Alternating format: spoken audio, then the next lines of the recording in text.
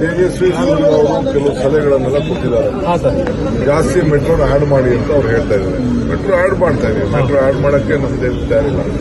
Central government ಇಂದ ಬರೀ 10% 12% ಅದಕ್ಕೆ ಅವ್ರೇನು ಮಾತಾಡ್ತಾ ಇದ್ದಾರೆ.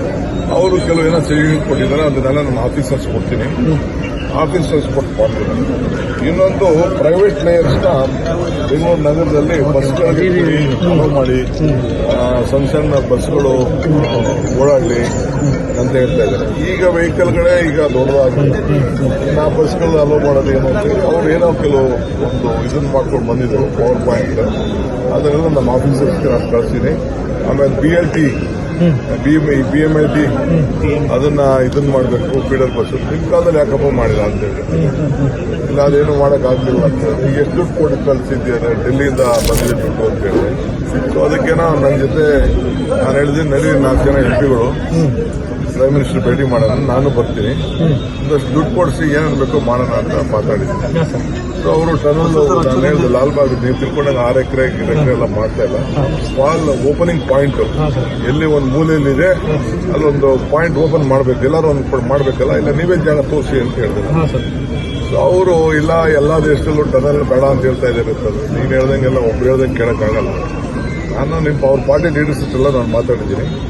ಆಮೇಲೆ 70% ಪಬ್ಲಿಕ್ ಟ್ರಾನ್ಸ್ಪೋರ್ಟ್ಗೆ ORR BRTS ಮಾಡಬೇಕು ಅಂತ ಹೇಳ್ತಾ ಇದ್ದಾರೆ. ಈ ಸೆಂಟ್ರಲ್ ಗೌರ್ಮೆಂಟ್ ಕೊಡಬೇಕು ದುಡ್ಡ. ಅದಾದ್ರೆ ನಡಿಯಪ್ಪ ಸೋಮಣ್ಣ ಅವ್ರ ಹತ್ರ ಮಾತಾಡೋಣ, ಇವ್ರ ಹತ್ರ ಮಾತಾಡೋಣ, ತಗೊಳ್ಳಿ ದುಡ್ಡು ಕೊಡಿ. We are ready to do that. Last 10 years ಇಂದ ನಾವು ಆ ಹೊಸ ರೈಲ್ಗಳು ಸೇರಿಸಬೇಕು ಅಂತ ಹೇಳ್ತಾ ಇದ್ದಾರೆ. ಏನು ಇದೆಯಲ್ಲ ಸಬರ್ಬನ್ ರೈಲ್ನ ಜಾಸ್ತಿ ಮಾಡಬೇಕು ಅಂತಾರೆ. ಇನ್ನು ಒಂದು ಮಾಡೋಕ್ಕಾಗಿಲ್ಲ. ಸೆಂಟ್ರಲ್ ಗೌರ್ಮೆಂಟ್ ದುಡ್ಡು ಕೊಟ್ಟಿರ್ತಾನೆ, ಎಲ್ಲ ನಮ್ಮ ಮೇಲೆ ಡಿಪೆಂಡ್ ಆದ್ರೆ ಏನು ನೀನು ಸಲಹೆ ಕೊಡಕ್ ಹೋಗ್ಬೇಡ, ದುಡ್ಡು ತಗೊಂಡ್ ಬಾಪ. ನೀವು ಇಲ್ಲಿಗೆ ಬರ್ತಾ ಇದ್ದೀರಾ, ನಿಮ್ ಗಾಡಿ ತರೋದನ್ನ ನಿಲ್ಸಕ್ಕಾಗ್ತದ? ಎಲ್ಲಾರು ಸೋಷಿಯಲ್ ಆಬ್ಲಿಗೇಷನ್. ಗಂಡ ಹೆಂಡತಿ ಇಬ್ರು ಕಾರಲ್ಲಿ ಓಡಾಡಬೇಕು, ಮಕ್ಳನ್ನ ಕಾರಲ್ಲಿ ಓಡಬೇಕು, ಸ್ಕೂಲಲ್ಲಿ ಮಕ್ಳಿಗೆ ಕಾರಲ್ಲಿ ತರಿಸ್ಕೊಡ್ಬೇಕು. ಇದನ್ನ ನಾವು ಅವಾಯ್ಡ್ ಮಾಡೋಕ್ಕಾಗಲ್ಲ.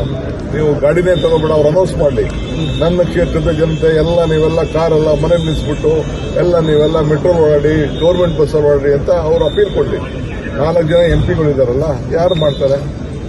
ಎಣ್ಣೆ ಇದು ಕಾರಿಲ್ಲ ಅಂದ್ರೆ ಮನೆಗೆ ಎಣ್ಣೆ ಕೊಡಲ್ಲ.